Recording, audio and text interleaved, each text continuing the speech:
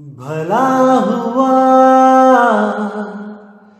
मेरी माला टूट गई, मैं राम भजन से छूटी। भला हुआ मेरी माला टूट गई, मैं राम भजन से छूटी। मेरे सिर से टली बला, भला हुआ मेरी माला टूट गई, मैं राम भजन से छूटी। मैं राम भजन से छूटी। नमस्कार दोस्तों, जैसे कि आपको बताया गया था कि 1 अप्रैल के दिन आप सबका जितना भी भरम जाल है वो तोड़ दिया जाएगा। और दोस्तों, आज 1 अप्रैल है।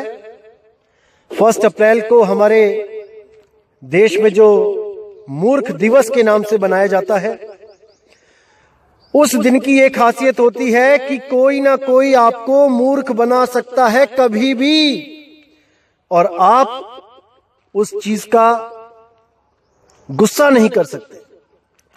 आप उनको ऐसे नहीं बोल सकते कि आपने ऐसा क्यों किया, क्योंकि ये दिन ही निश्चित किया गया है 1 अप्रैल फूल के नाम से।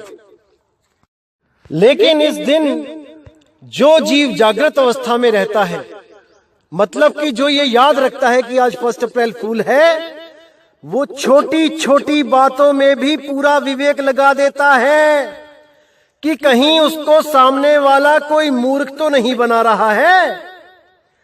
जैसे बच्चे आपस में करते हैं, किसी के पापा फौज में हैं तो एकदम वो फोन करेगा किसी को, अपने भाई को, भैया जल्दी घर आ जाओ, पापा आ गए हैं। और वो बेचारा भागा भागा आता है और देखता है घर में कोई पापा नहीं आए।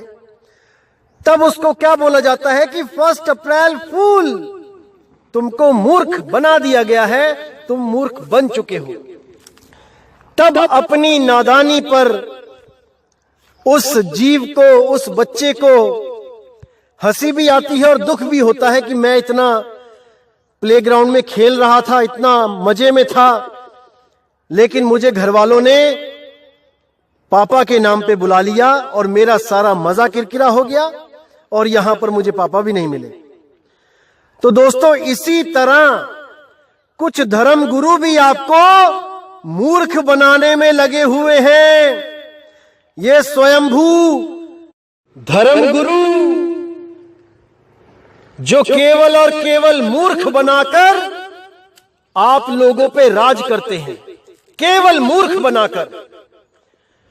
तो दोस्तों, आज उम्मीद करूंगा कि ये मूर्ख दिवस इन लोगों का आखिरी मूर्ख दिवस होगा, किसी को मूर्ख बनाने का, और आप लोगों का भी ये आखिरी मूर्ख दिवस होगा धर्म के नाम पे, परमात्मा के नाम पे मूर्ख बनने का।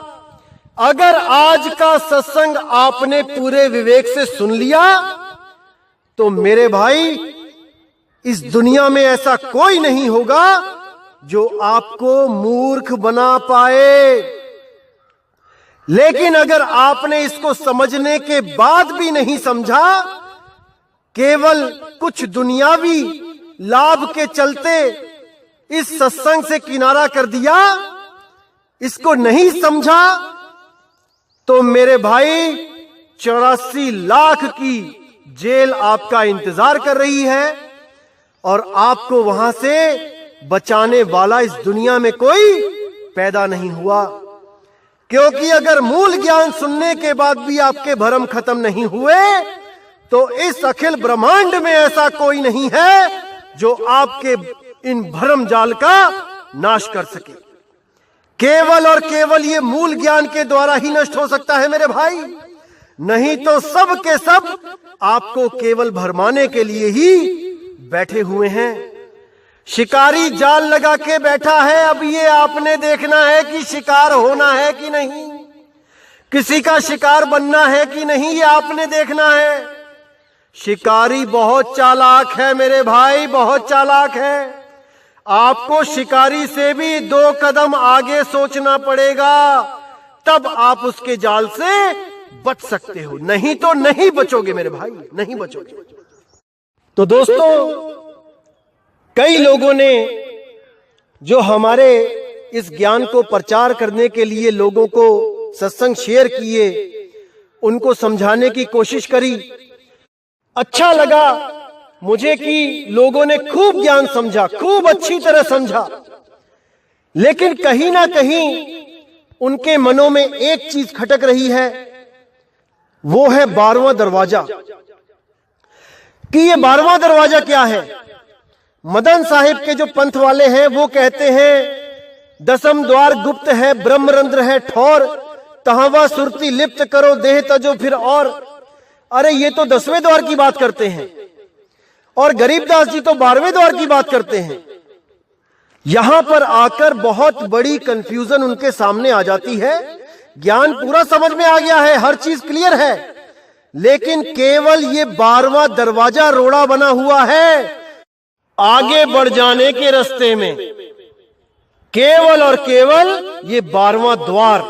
वरना सबके सब इस कालदूत के पंथ को छोड़ के, इस 12वें कालदूत के पंथ को छोड़ के 13वें पंथ में शामिल हो जाएं, लेकिन ये 12वां द्वार उनको आगे जाने नहीं दे रहा है। तो दोस्तों, आज इस 12वें द्वार पे ऐसा ताला लगाया जाएगा कि जिंदगी में कभी कोई आपको 12वें द्वार के नाम पे भ्रमित नहीं कर पाएगा, नहीं कर पाएगा। अगर आप में 1% भी बुद्धि विवेक हुआ तो, वरना कोई ना कोई आएगा आपको 12, 13, 14, 15, 16, 17, 20वें, 25वें, 100वें द्वार तक को बता के, भरमा के आपको इस काल के मुंह में ले जाएगा, इस 84 के चक्कर में डाल देगा और आप बिल्कुल भी नहीं समझ पाओगे कि आपके साथ क्या बना, कहां आपको धोखा मिला है।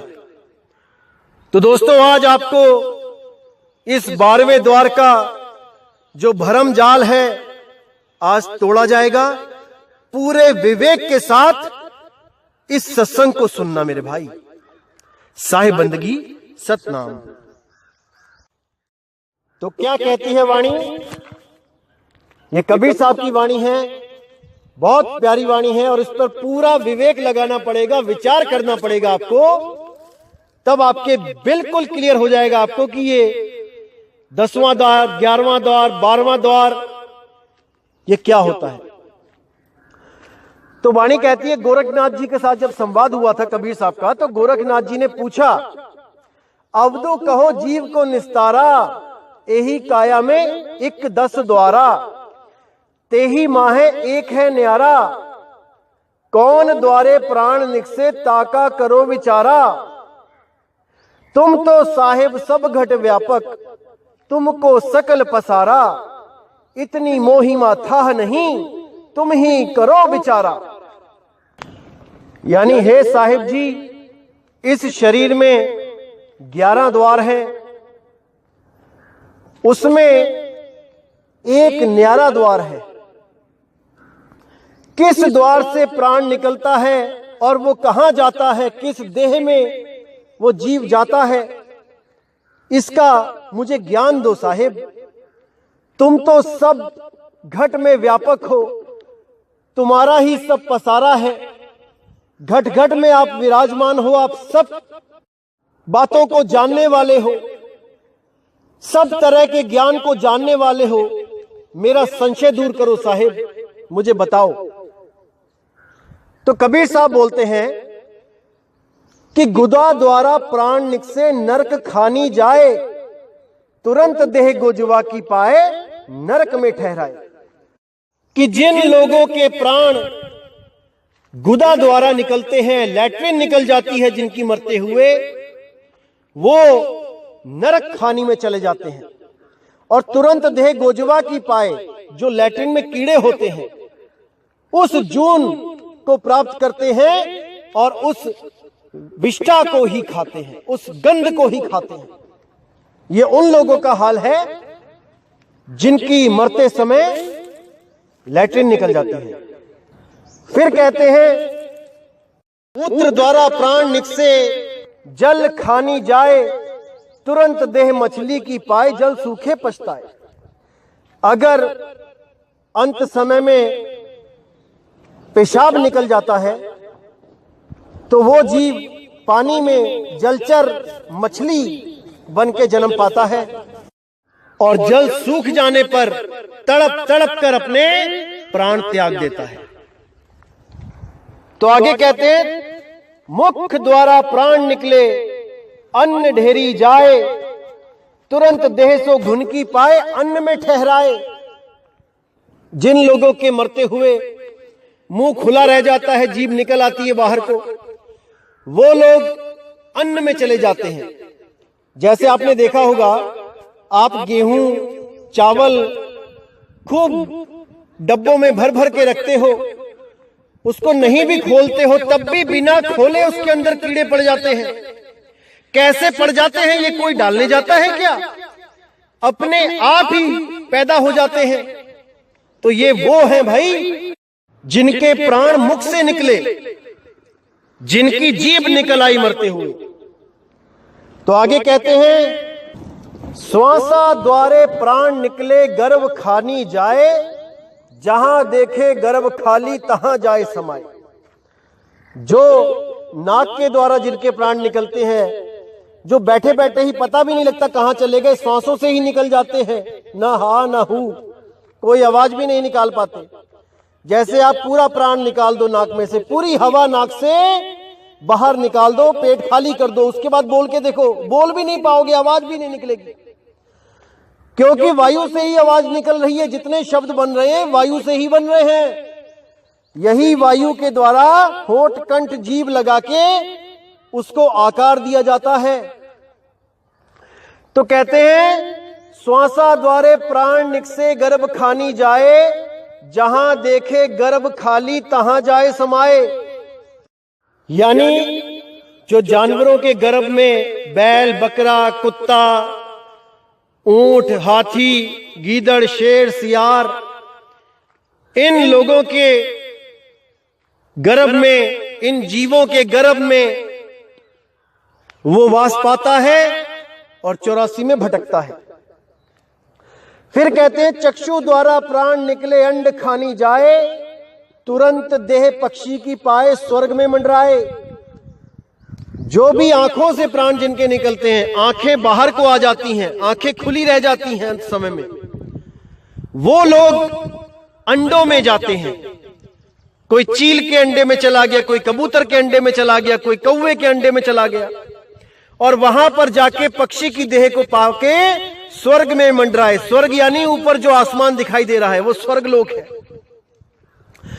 जो नीचे धरती है वो मृत्यु लोक है, और जो नीचे धरती के अंदर है वो पाताल लोक है। तो इसी तीनों लोकों में ये जीव भटकता रहता है जब तक उसको उसका असली द्वार ना मिल जाए। तो फिर कहते हैं, श्रवण द्वारा प्राण निकले भूत खानी जाए, देह धरी वह विदेह दर से रूखे में लपटाए। यानी जो लोग कानों के द्वारा निकलते हैं उनकी बहुत दर्दनाक मौत होती है, चीखते चिल्लाते मरते हैं, और उनको ये स्थूल देह भी नसीब नहीं होती। वो सूक्ष्म शरीरों में भटकते फिरते हैं एक पेड़ से दूसरे पेड़ पर। जैसे आपको पुरानी कहानियों में भी बताया जाता था कि जो भूत प्रेत होते हैं वो पीपल के पेड़ पे, बरगद के पेड़ पे होते हैं, आम के किसी पुराने पेड़ पे होते हैं। इसी तरह ये लोग जो कान से निकलते हैं, ये पेड़ पेड़ पे भटकते फिरते हैं, लोगों को परेशान करते हैं, और इनसे छुटकारा पाने के लिए बहुत से लोग इन अघोरी बाबाओं के चक्कर में पड़ जाते हैं, इन भूत प्रेत निकालने वाले लोगों के चक्कर में पड़ जाते हैं और हजारों लाखों रुपए बर्बाद करके महादुख पाते हैं, लेकिन फिर भी वो इनसे निजात नहीं पा पाते हैं। इन प्रेतों के चक्कर में सारी उम्र भ्रम में ही पड़े रहते हैं और अपना अनमोल जीवन नाश कर लेते हैं। जहां भी कोई कहता है कि उस बाबा के पास चले जाओ, उस बाबा के पास चले जाओ, वहां वहां धक्के खाते हैं, लेकिन फिर भी इस चीज से आजाद नहीं हो पाते हैं, क्योंकि ये भरम भूत सकल जग खाया। ये भरम भूत है भाई, ये ऐसे पीछा नहीं छोड़ता है। ये तब छोड़ता है जब आप सत्य शब्द में स्थिर हो जाते हो, जब आप सच्चे नाम का सिमरण शुरू कर देते हो, तब कोई भूत प्रेत आपके निकट नहीं आ सकता। लेकिन आपको पूरा विश्वास करके सिमरण करना पड़ेगा भाई, पूरा विश्वास करके। अगर 1% भी शंका होगी कि ये सिमरण करके ये बाधा हटेगी कि नहीं हटेगी, तो मेरे भाई नहीं हटेगी, क्योंकि आपके मन में 1% भी भ्रम है तो ये भ्रम भूत आपको दबोच लेगा। इसीलिए मैं हर बार कहता हूं कि 100% होके आओ भाई, जिसने भी आना है। अब कहते हैं 10वें द्वारे प्राण निकले राज खानी जाए, और कुछ देर राज भोगे फिर पाछे पछताए। जो लोग 10वें द्वार से निकलते हैं, अब यहां पे दोस्तों एक चीज क्लियर करना चाहूंगा मैं, कुछ पंथ ऐसे हैं जो 10वें द्वार को ही क्या बता देते हैं, त्रिकुटी, दोनों आंखों के बीच में जो सुषमना नाड़ी है, इंगला पिंगला सुषमना, उसी को ही 10वां द्वार बता देते हैं। ये महामूर्खता है मेरे भाई, वो 10वां द्वार नहीं है, वो असली 10वां द्वार नहीं है, वो काल के द्वारा बनाया गया नकली द्वार है, जिसमें वो सबको भेजता है, सबको, किसी को नहीं बख्शता। उसी को गुप्त दरवाजा बताकर इंगला पिंगला सुषमना में एक अनंत सफर के लिए इस जीव को भेज देता है। ये एक ऐसी भूल भुलैया है कि जो जीव एक बार चला गया वो भाई निकल नहीं सकता, नहीं निकल सकता। तो जो भी जीव इसमें जाता है, अंत समय में वो क्या करता है, वो प्राणों को इकट्ठा करके त्रिकुटी में से जाता हुआ ऊपर असली जो 10वां द्वार है उसको तोड़ता हुआ ऊपर ब्रह्मांड में चला जाता है। मैं फोटो शेयर करूंगा, आप ध्यान से देख लेना कैसे जीव इस 10वें द्वार को तोड़ता हुआ ऊपर चला जाता है और दोबारा इसी 84 में वापस आ जाता है। जो लोग प्राण योग करते हैं वो भी यही काम करते हैं, सारे प्राण को इकट्ठा करके अंत समय में ऊपर की तरफ चढ़ाकर असली जो 10वां द्वार है उसको तोड़कर आगे निकल जाते हैं और ब्रह्मांड की सैर करके दोबारा किसी गर्भ में चले जाते हैं। आप इस फोटो में बहुत अच्छी तरह देख सकते हैं कि कैसे 10वें द्वार को तोड़कर जीव बाहर निकल गया है और ब्रह्मांड की सैर कर रहा है। इसीलिए हिंदू धर्म में जब कोई मर जाता है तो उसके सिर पे लकड़ी से वार करते हैं, ठोक देते हैं, सिर को तोड़ देते हैं ताकि वो जीव इस द्वार से बाहर निकल जाए। अरे मेरे भाई, मरने के बाद नहीं ठोका जाना चाहिए, जीते जी वहां से निकलोगे तब बात बनेगी, तब आपको स्वर्ग, ब्रह्मलोक, सतलोक आदि लोक मिलेंगे, वरना वो भी नहीं मिलेंगे। अगर मरने के बाद क्रियाक्रम में अगर लकड़ी से सिर को तोड़ते हो तब ये प्राणों के द्वारा तोड़ के निकलना पड़ता है, प्राणों के द्वारा, तब बात बनती है। जो राजा की जून मिलेगी तब मिलेगी, स्वर्ग मिलेगा तब मिलेगा, ऐसे नहीं मिलेगा लकड़ी मार के। तो कहते हैं 10वें द्वारे प्राण निकले राज खानी जाए, कुछ देर राज भोगे फिर पाछे पछताए। वो पछताएगा, अगर वो सिर को फोड़ के भी निकलेगा, ऊपर को ब्रह्मांड में जाएगा, फिर पछताएगा, उसको मुक्ति नहीं मिलेगी। अब आगे कहते हैं सुरति द्वारा प्राण निकसे सत्य लोक ही जाए, शब्द निरखत जाए लोक ही कहे कबीर बुझाए।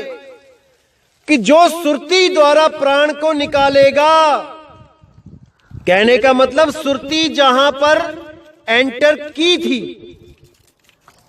उसी स्थान से जब सुरती वापस उसी शब्द में चली जाएगी जहां से वो जुदा हुई थी, इसी को सत्यलोक कहते हैं, इसी को शब्द का लखाव कहते हैं, इसी को शब्द की प्राप्ति कहते हैं। मेरे भाई, शब्द गुरु से बिछड़ी थी, शब्द गुरु में ही समा जाएगी।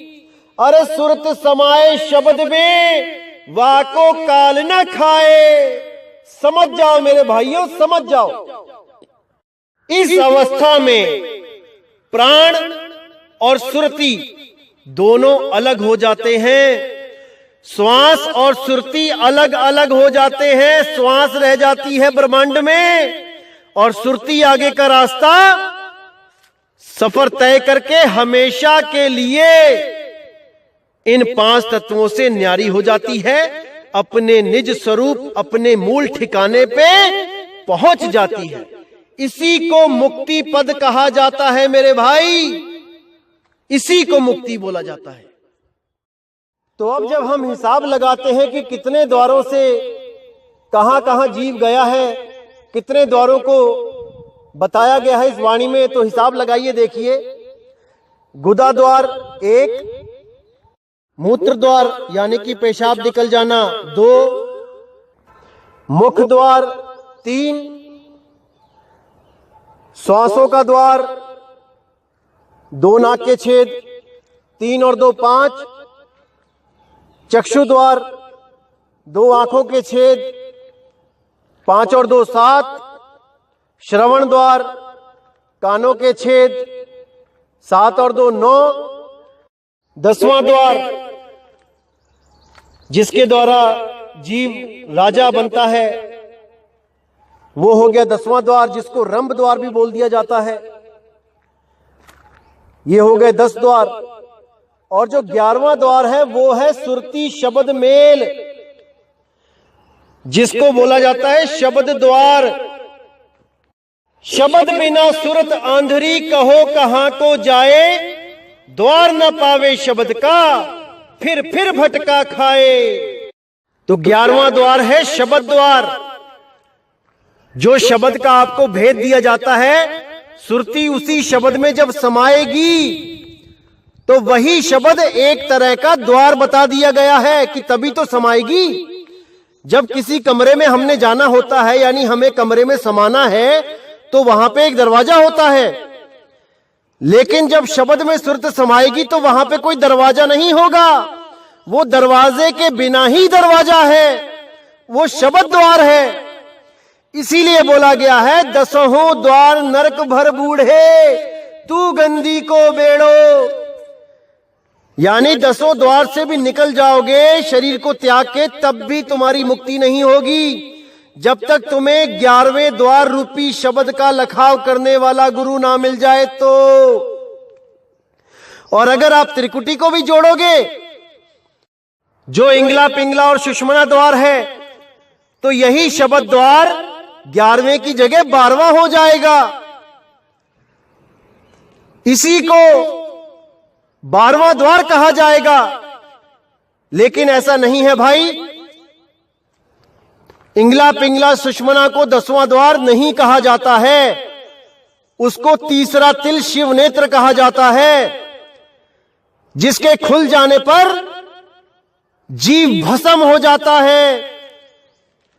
कोई मुक्ति नहीं मिल जाती उस द्वार के खुल जाने पर। ये इशारा बताया भी गया है कि जब शिव जी का तीसरी आंख खुल जाती है तो जीवों का नाश हो जाता है। इसी तरह अगर आपका सुषुम्ना द्वार खुल गया तो आपका नाश हो जाएगा मेरे भाई, नाश। और ये जितने भी प्राण योगी गुरु हैं ये सब सुषुम्ना द्वार खोलने में ही तो लगे हैं। ये जीवों को यही तो समझा रहे हैं कि इस दरवाजे को खोल लो, इसी में रास्ता है। रास्ता शाहरग में है जाना के आने के लिए। मूर्ख बनाया जा रहा है, मूर्ख, और सब के सब मूर्ख बनने में लगे हैं। अरे इस दरवाजे को खोलोगे, शिव नेत्र को खोलोगे तो भस्म हो जाओगे, नाश हो जाएगा, नाश। समझ जाओ, समझ जाओ, समझ जाओ मेरे भाइयों। और जो लोग अपने इस स्थूल शरीर को छोड़कर सूक्ष्म शरीरों के द्वारा भ्रमण करते हैं तीन लोक में, उन लोगों को प्रेत जून दे दी गई है। वो प्रेतों की तरह भटक रहे हैं। उनके गुरुओं ने उनको जीते जी प्रेत बना दिया है भाई, प्रेत। जो लोग डींगे मारते हैं कि हम तो अपना शरीर छोड़ के अपने ही शरीर को देखते हैं बाहर निकल के उस शरीर से, और हम तीन लोक में सैर करते हैं अपने सूक्ष्म शरीर के द्वारा। अरे भाई, एक प्रेत में और आप में क्या फर्क रह गया? जब जीव कान के द्वारा निकलता है तो उसको एक सूक्ष्म शरीर दिया जाता है प्रेत का, और वो प्रेत जून 1000 साल की होती है। उसको भटकाया जाता है 1000 साल तक। अरे तुम्हें तो तुम्हारे गुरु ने जीते जी प्रेत बना दिया भाई। शरीर को त्याग के सूक्ष्म शरीरों में भटकना नहीं है, अपने रूप में समाना है, अपने रूप में, अपने निज रूप में। जिस गुरु को अपना निज रूप ही नहीं पता वो आपको क्या बताएगा? अरे गुरुआ तो घर घर फिरे, कौड़ी केर 50, अपने रूप की खबर नहीं और शिष्य करण की आस। अपना रूप तो पता नहीं है कि मेरा निज रूप क्या है, और चेले बनाने में लगे हैं। अरे संभल जाओ भाइयों मेरे, संभल जाओ। अपने निज रूप को खोजो, ऐसा गुरु ढूंढो जो आपका निज रूप, आपका निज नाम आपको लखा दे। अरे एक छुड़ाए एक लखाए, तब प्राणी निज घर को जाए। सोई गुरु पूरा कहाए, जो 2 अक्षर का भेद बताए। 2 अक्षर बोला है, 2 शब्द नहीं बोला है कि ओम और सोहम को रटने लग गए 2 शब्द बना के। 2 अक्षर, एक आत्म अक्षर और एक 52 अक्षर। 52 अक्षर को छुड़वाए, आत्म अक्षर को लखाए। जब तक ना चीनोगे आत्म, तब तक ना मिली है परमात्म। भाई वो परमात्मा नहीं मिलेगा जब तक आपने अपने आत्म स्वरूप आत्म राम को नहीं जाना, नहीं मिलेगा वो। तो जब मैंने पहली बार इस 12वें पंथ के कालदूत के द्वारा जो ये पिंड अंड ब्रह्मांड का चित्र बनाया गया था, जब मैंने पहली बार इसको देखा तो आप यकीन नहीं करेंगे, मुझे इतनी हंसी आई कि मैंने बोला ये कौन आ गया भाई, जिसने 3 बेडरूम, लैट्रिन, किचन, बाथरूम का नक्शा बना के रख दिया। बड़ा अजीब लगा मुझे कि भाई ऐसे ऐसे संत भी आ गए क्या दुनिया में, जो ऐसे नक्शे बना के बताएंगे कि यहां से दाएं घूम जाना तो स्वर्ग लोक आ जाएगा, बाएं घूम जाना तो काल लोक आ जाएगा। क्या बताऊं, बड़ी दुविधा हुई। बहुत सोचा मैंने कि ये क्या पाठ पढ़ाया जा रहा है जीवों को। अरे ये थोड़ी नहीं है भाई, जो पिंडे सो ब्रह्मंडे, जिन खोजे तिन पाया। बिल्कुल साफ बोला गया है कि इस पिंड में ही, इस शरीर की जो रचना है, यही बाहर ब्रह्मांड की रचना है। दोनों में कोई फर्क नहीं है। लेकिन फिर भी पता नहीं क्यों जीव समझ नहीं पाता है और भरम जाल में भूल जाता है। जब मैंने उसमें देखा कि 10वें द्वार के आगे 11वां द्वार, 11वें द्वार के आगे 12वां द्वार, तो मेरी हंसी नहीं रुक पाई और मैंने ये पूर्ण निश्चय कर लिया था कि इस अज्ञान को जड़ से खत्म करके ही रहूंगा। एक दिन ऐसा जरूर आएगा जब इस अज्ञान को खत्म किया जाएगा और सच्चे 13वें पंथ का प्रचार किया जाएगा। तो दोस्तों, वो दिन आ गया है जो इस 12वें द्वार का आज ऐसा अंत किया जाएगा कि जीवन में कभी कोई 12वें द्वार का नाम लेके किसी को भ्रमित नहीं कर पाएगा और ये नकली चित्र को भी अपने हाथों से फाड़ के डस्टबिन में फेंक देगा। आज मैं आपसे वादा करता हूं कि आज ऐसा होके ही रहेगा, लेकिन अगर कोई विवेकी पुरुष हो तो ही वो ऐसा कर पाएगा, अन्यथा जो मूढ़ मोटी बुद्धि के जीव हैं वो इसी कालजाल में उलझे रहेंगे। तो दोस्तों, गरीबदास जी की वाणी में भी जो 12वें द्वार की बात की गई है उसको मैं आपको क्लियर कर देता हूं।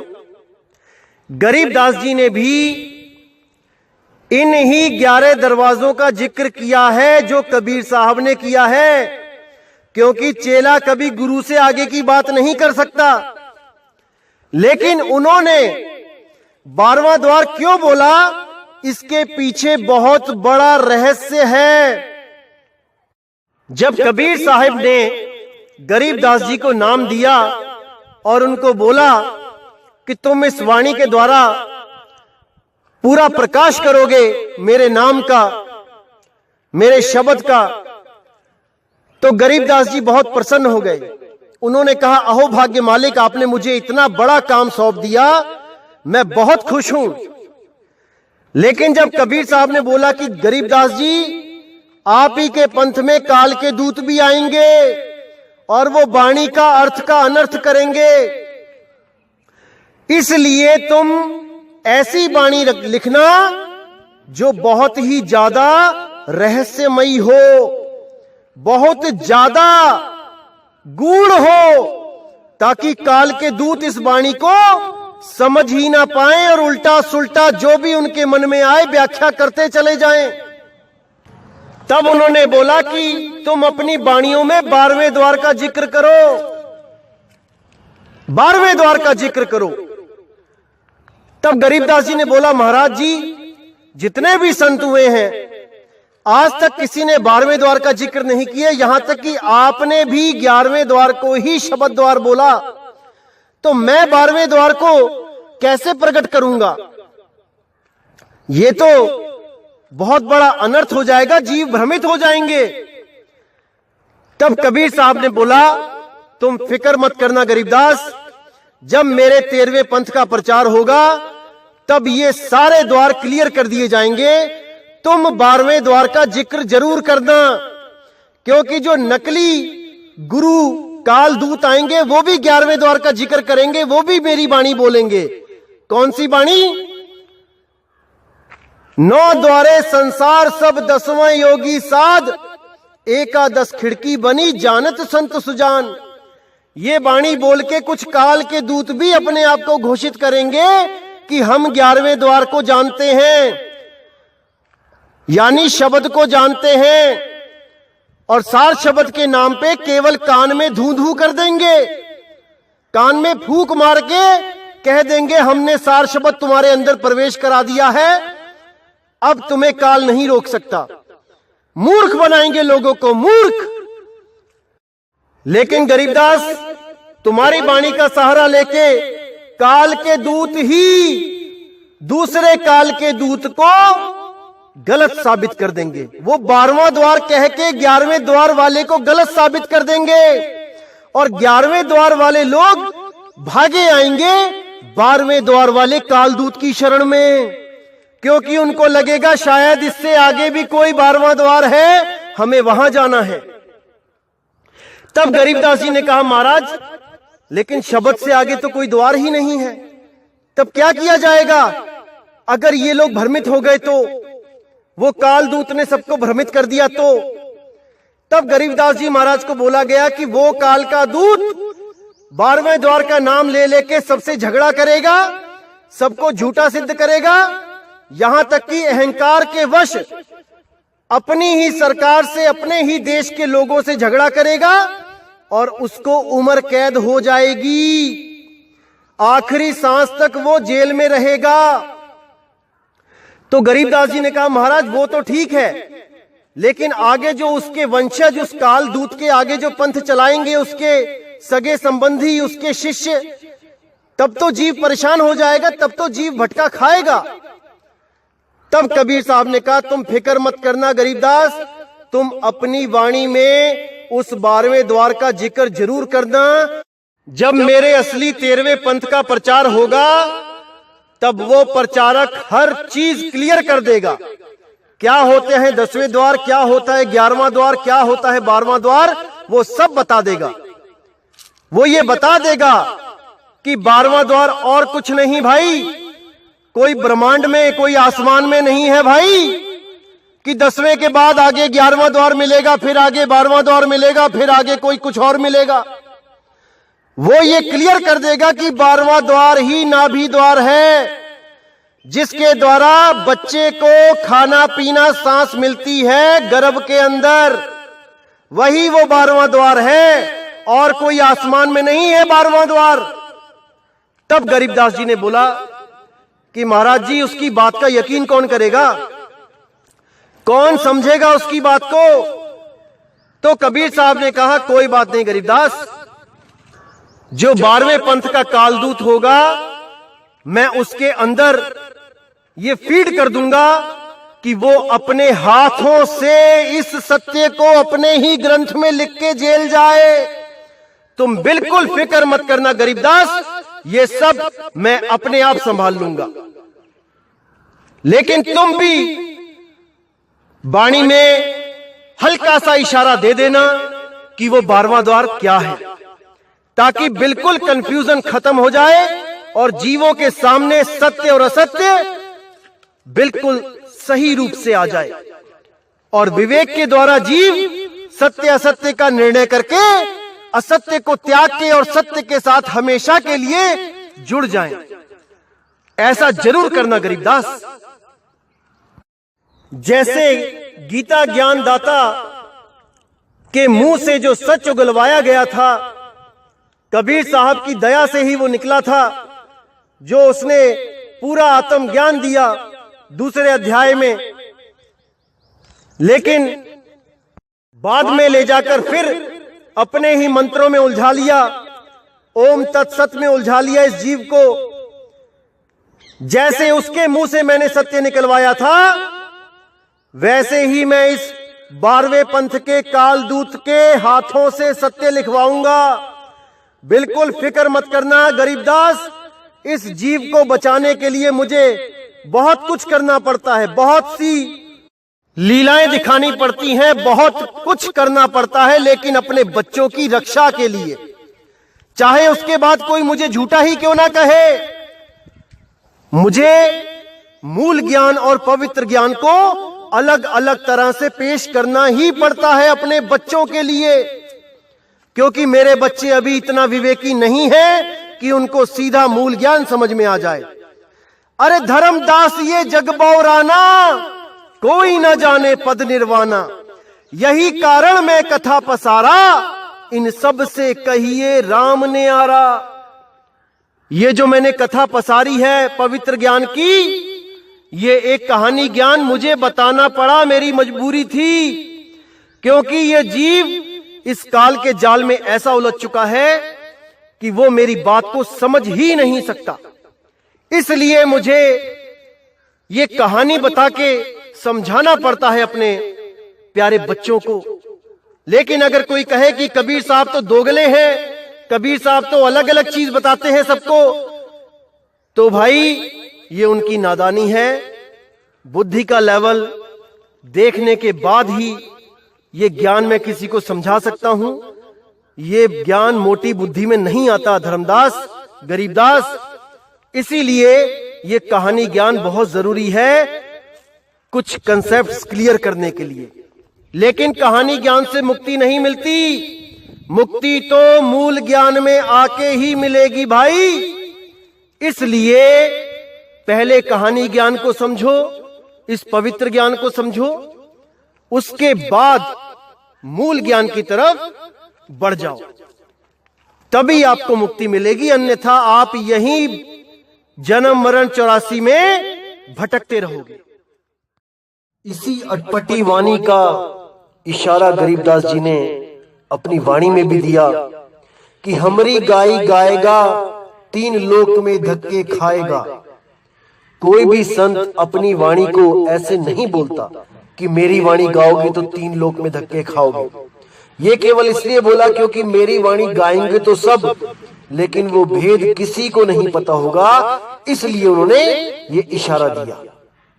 उनकी वाणी का भेद केवल और केवल 13वें पंथ के प्रचारक के पास होगा, और सब जितने भी कालदूत हैं वो सब इस 12वें द्वार के चक्कर में ही उलझ जाएंगे।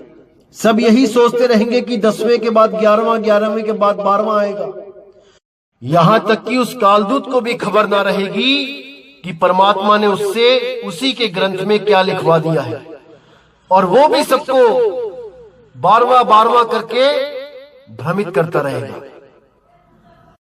और जैसे ही 13वें पंथ का प्रचार शुरू होगा, उस कालदूत की हर चाल को एक्सपोज कर दिया जाएगा, जग जाहिर कर दिया जाएगा, और ये खोल के बता दिया जाएगा कि वो 12वां द्वार और कुछ नहीं भाई, वो नाभि द्वार है। नाभि द्वार, जो हमारे पेट में नाभि द्वार है, जिसको बच्चा पैदा होते ही काट दिया जाता है, उस नाल को जो बच्चे को हवा पानी सब कुछ अंदर पहुंचाती है, क्योंकि वो द्वार अंदर की तरफ खुलता है, उस द्वार के बारे में सब बता दिया जाएगा।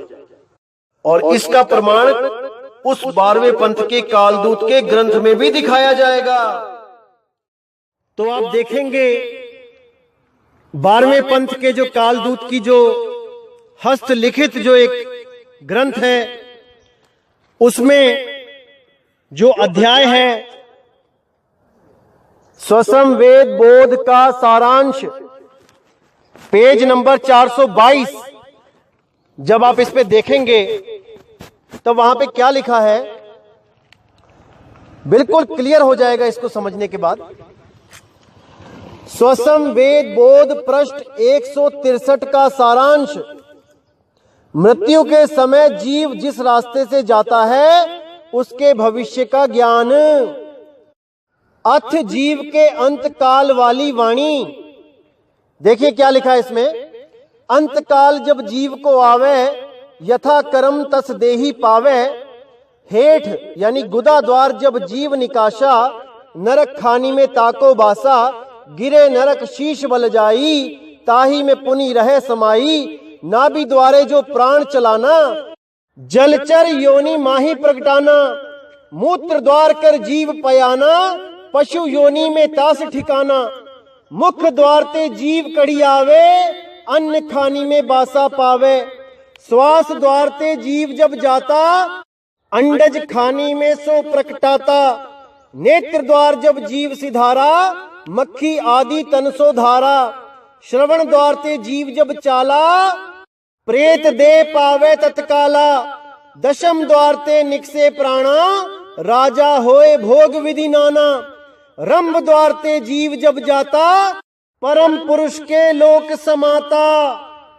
अब ये जो वाणी है, आप इसमें जब गिनोगे इन द्वारों को, सबसे लास्ट में यहाँ पे जो रंभ द्वार ते जीव जब जाता है, ये गलत लिखा है।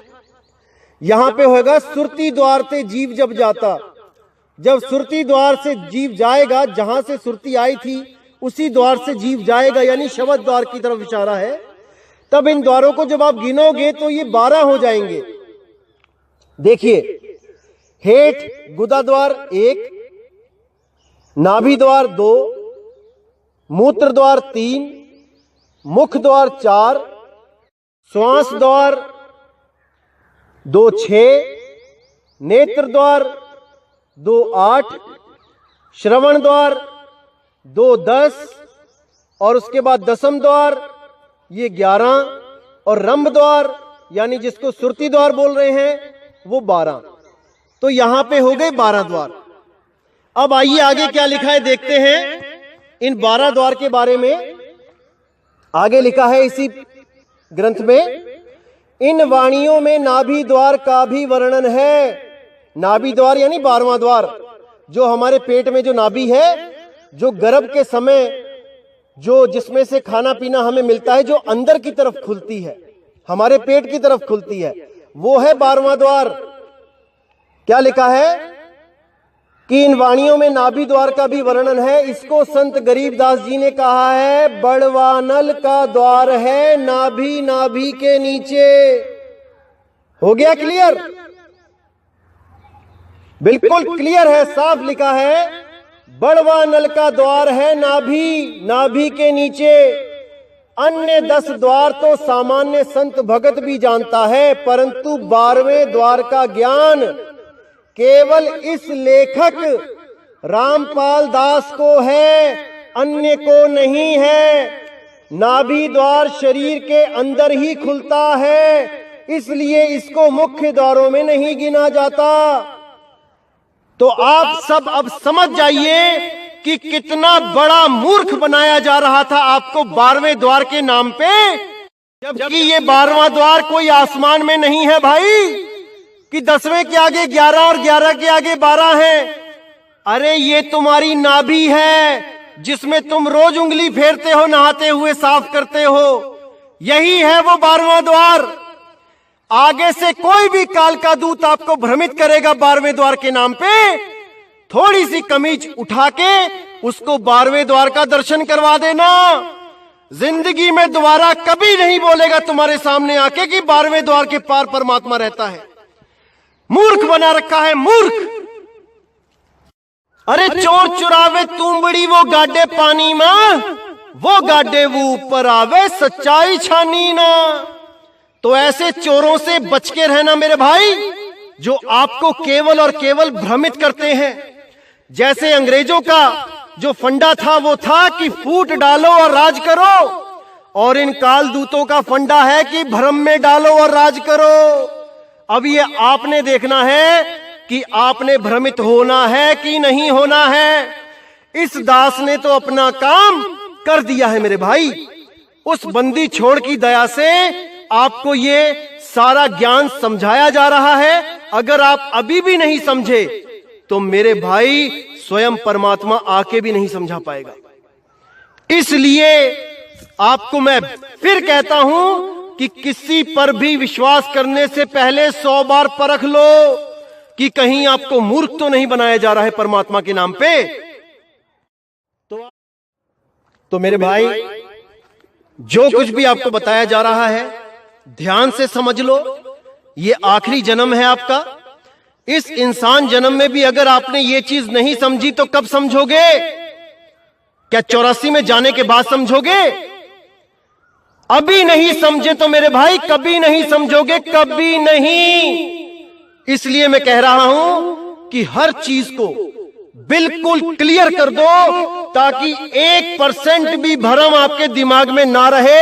ये काल के दूत आपको भ्रमित ना कर पाए, आपको सच्चे परमात्मा की सच्ची भक्ति नसीब हो। लेकिन वो तभी होगी जब आप इन सब के जाल को काटते जाओगे विवेक के द्वारा। अगर आपने 1% भी विवेक का साथ छोड़ा तो कोई ना कोई आपको लूट लेगा मेरे भाई, लूट लेगा। तो मेरे भाई, आज आपके मन में यह निर्णय हो जाना चाहिए कि आपने 12वें द्वार नाभि द्वार में जाना है या उस 11वें द्वार शब्द द्वार में जाना है। शब्द द्वार 11वें द्वार से आगे अगर कोई भी खोजता है, उसके लिए कबीर साहब ने बाणी बोली है, अरे आगे खोजे गिर पड़े, पीछे खोजे भुलाए, और सार शब्द से आगे खोजे वो बांधा जमपुर जाए, वो बांधा जमपुर जाए। जो भी 12वें द्वार की आस लगा के बैठे हैं उनको 12वां द्वार मिलेगा, लेकिन गर्भ में जाकर वो नाभि द्वार के रूप में 12वां द्वार मिलेगा, जिसमें उनको खाना पीना मां के द्वारा पहुंचाया जाएगा। समझ जाओ मेरे भाई, समझ जाओ, अभी मौका है। अगर ये मौका बीत गया, ये समय निकल गया, तो मेरे भाई अंत में कोई सहाय नहीं होगा, कोई सहाय नहीं होगा। केवल शब्द गुरु सहाय है, उसकी खोज कर लो, उसको पहचान लो मेरे भाई, पहचान लो। तो दोस्तों, इसी के साथ आज का सत्संग मैं समाप्त करता हूं और पूरी उम्मीद करता हूं कि आज आपका ये 12वें द्वार का जो भरम भूत आपके पीछे पड़ा था, आज आपका पीछा छोड़ देगा। ये भरम जाल जिसमें आप जी रहे थे 12वें द्वार के सपने ले लेके, आज उस 12वें द्वार पे हमेशा के लिए ताला जड़ दिया जाएगा। अब उस 12वें द्वार का जिक्र कभी ना हो, यही मैं चाहता हूं, ताकि आप भ्रमित ना हो पाओ। कोई भी आपको 12वें द्वार की बात करता है, यही सत्संग सुना देना, ये पेज दिखा देना, यही उसके अज्ञान के गाल पे करारा तमाचा होगा मेरे भाई। बहुत मूर्ख बन लिए, अब और नहीं, और नहीं, और नहीं मेरे भाई। तो अब मुझे विदा दीजिए और आने वाले सत्संगों में जितना भी भरम आपके दिमाग में है, वो सब का सब खत्म कर दिया जाएगा। एक एक चीज क्लियर कर दी जाएगी मेरे भाई, एक एक चीज। बस आप सत्य का साथ दो, विवेक के द्वारा अपने जीव का कल्याण करो। किसी की फालतू बातों में आने की जरूरत नहीं है। कोई आपको काल के नाम से डराता है तो उसको बोलो कि भाई, जिस पर हाथ साईं का है उसका काल कुछ नहीं बिगाड़ सकता, कुछ नहीं बिगाड़ सकता। अरे जाको राखे साईया, मार सके ना कोई। आप बिल्कुल फिक्र मत करो, बंदी छोड़ आपके साथ है। बंदी छोड़ का मूल ज्ञान समझो मेरे भाई। सत्य नाम को जान लो, सत्य नाम को पकड़ लो। सत्य नाम ओम सोहम नहीं है, सत्य नाम स्वयं बंदी छोड़ सतगुरु कबीर है। अरे सत्य नाम पाए जो वीरा, संग रहूं मैं दास कबीरा, संग रहूं मैं दास कबीरा। तो मेरे दोस्तों, इस अपने भाई को अब विदा कीजिए। और मैं समझता हूं कि आज का सत्संग सुन के कई लोगों को बहुत गुस्सा भी आ रहा होगा मेरे ऊपर कि अरे इतना बड़ा जाल हमने बिछाया था जीवों को फंसाने के लिए और इसने सारे का सारा काट दिया। तो भाई दुख तो होगा, लेकिन परमात्मा ने जो मुझे ड्यूटी दी है उसको तो मैंने निभाना ही है मेरे भाई। तो इसलिए गुस्सा मत करो, अपने अपने जीव का कल्याण सोचो, क्योंकि तुम लोग भी नरक में ठोके जाओगे भाई अगर सच्ची भक्ति नहीं करोगे। तो आज जो पैसा इकट्ठा कर लिया है सब लोगों ने परमात्मा का नाम ले लेके, ये पैसा तुम्हें बचा नहीं पाएगा। जिस दिन तुम्हारे सिरहाने काल खड़ा होगा आके, उस दिन तुम्हारी वो दुर्गति होगी कि लहर अबदाना। उससे पहले पहले मूल ज्ञान को समझ लो और अपना कल्याण कर लो मेरे भाइयों। सब एक ही मालिक के बच्चे हैं, सबको उस मूल ज्ञान की शरण में आना चाहिए और हर भ्रम से बाहर निकल जाना चाहिए। तो इसी के साथ दोस्तों मुझे विदा करो। जय गुरु बंदी छोड़ वैराग साहिब, जय गुरु बंदी छोड़ मदन साहिब, जय गुरु बंदी छोड़ सतगुरु सत्य कबीर साहिब की सदा ही जय हो, सदा ही जय हो मेरे मालिक की। साहिब बंदगी सतनाम।